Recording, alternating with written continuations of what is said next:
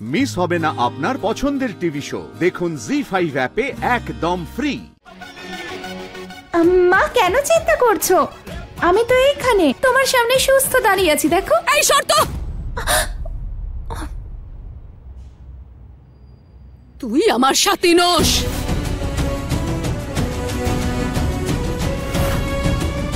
তুই সবাইকে বোকা বানাতে পারিস, কিন্তু একজন মাকে পারবি না।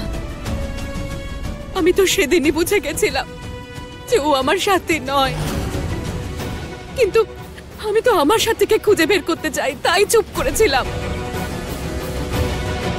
এই আবার নাটক শুরু করেছো তোমরা?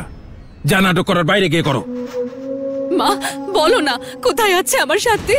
জেঠিমা, কোথায় আছে আমি জানি না, কিন্তু কি অবস্থায় আছে সেটা জানি। আরে ও বলবে কি করে? ওর কাছে তো কোনো প্রমাণই নেই।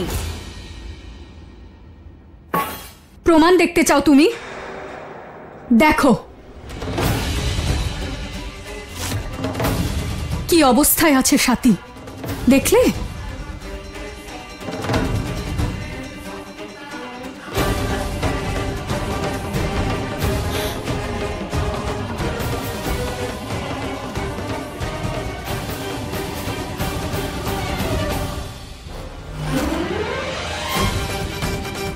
কোথাকার ছবি এটা?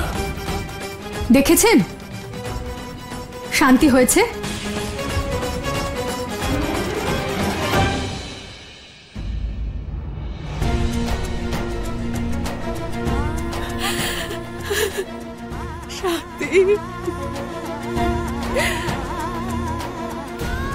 অর্চনা, অর্চনা সামলে। জেঠিমা,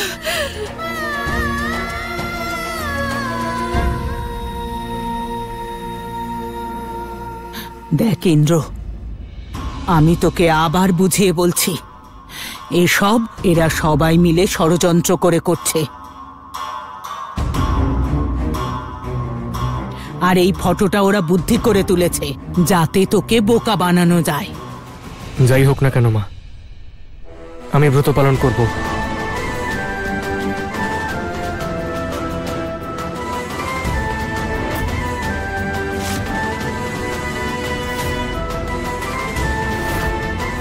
আরে ইন্দ্র, তুই কথাটা বোঝার চেষ্টা কর। মিথ্যে বলছে এরা। তুই যদি ব্রত পালন করিস তাহলে এটা প্রমাণ হয়ে যাবে যে এই মেয়েটা নকল। বাবা, ব্রত পালন করলে কি করে প্রমাণ হবে যে কে আসল আর কে নকল? সাথী আমার সুস্থতার জন্য অনেক পূজা পাঠ করেছে, তার বদলে আমি এইসব করব। তুই যখন ঠিক করেই ফেলেছিস তখন আমার একটা সিদ্ধান্ত শুনে রাখ।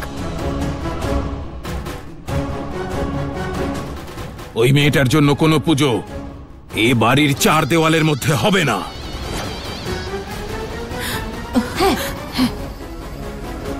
ঠিক আছে, তাহলে বাইরে কোথাও পুজো করব। বলো কবে করতে হবে? কালকে। কালকে পূর্ণিমা। শুনেছি কালকের দিনে ব্রত পালন করলে ফল 10 গুণ বেশি পাওয়া যায়। জি5 ডাউনলোড করুন আর সব এপিসোড দেখুন একদম ফ্রি।